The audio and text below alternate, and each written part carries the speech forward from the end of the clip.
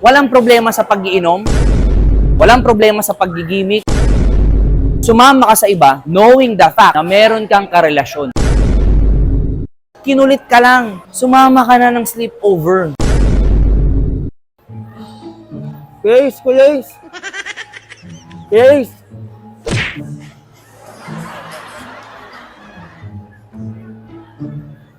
Kuya Ace. Kuya Ace, Kuya Ace. Ano ba? Ba't ba parang bad trip ka? Paano hindi ako mababad trip? Mga kababaihan ngayon. Ewan ko ba? Basta, galit ako. Ano ba nangyari? Nag-away ba kayo ni Ate Sol? Hindi pa naman. Pero galit kasi ako dahil nga kahapon, nandun ako sa may Bicol, maghihiring ako.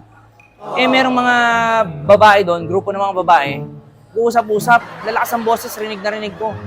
Sinasabi, kasalanan na naman daw ng lalaki dahil daw wala kaming oras o walang oras yung lalaki. Lagi na lang mali mga lalaki. Oo, mali na naman natin. Di ba?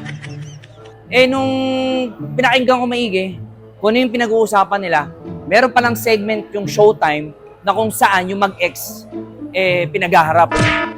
Tapos pinanood ko, syempre, kung saan yung pinanggagalingan ng kanilang pinagpuputok ng kanilang damdamin. So nung pinanood ko, sabi ngayon ng babae doon, walang time yung kanyang boyfriend dahil nagtatrabaho. Kasi ang kwento niyan, nagiinom siya, gumigimik, tapos dahil nung nalasing siya, dahil hindi niya nga maistorbo yung boyfriend niya, so sa iba siya, nagpasabay. Sa iba siya, sumama. Sa iba siya, nakig-sleepover. After po ng sleepover, yung hinahanap kong time kay Errol, napunta sa Nabaling doon sa Hinanap iba. mo sa iba. Di ba? So anong reason niya bakit daw sa iba siya sumama? Gawa ng busy daw yung boyfriend niya dahil may trabaho. Di ba? Oh, So nasisi na naman yung mga kalalakihan ngayon. lagi na lang talaga tayong mali. Kinakagalit ko kasi dyan, sabihin natin legally, walang pananagutan yung babae. Ha? Pero pag vice versa nangyari nun, sigurado yung lalaki, merong kaso. Anti-violence against women and children na naman yan. Di ba? At hindi lang yun. Kasi walang problema sa pag-iinom, walang problema sa paggigimik, sa paglalasing. Ang may problema doon, morally speaking, sumama ka sa iba knowing the fact na meron kang karelasyon. Di ba? So yun yung nakakasama ng loob. Tapos, ang blame, yung sisi na naman ngayon, yung mga lalaking walang oras. Legitimate naman o valid naman yung dahilan eh. Di ba? Lagi na lang tayong Tatrabaho. mali. Imagine mo, papaano kung breadwinner pala siya? Halimbawa na lang din, papaano nag-iipon siya para sa kanilang future? Di ba? Para hindi na mabibigyan ng $299 engagement ring. Di ba? Hindi natin naisip yun eh. Alam sa totoo, ako lang akin lang opinion to, honest opinion. Maaring sabihin natin kulang yung lalaki sa oras, sabihin na natin. Pero may pagkukulang din yung kabilang partido. Bakit kamo? Kasi una-una, isang gabi ka lang o kinulit ka lang sa social media. Sumama ka na ng sleepover.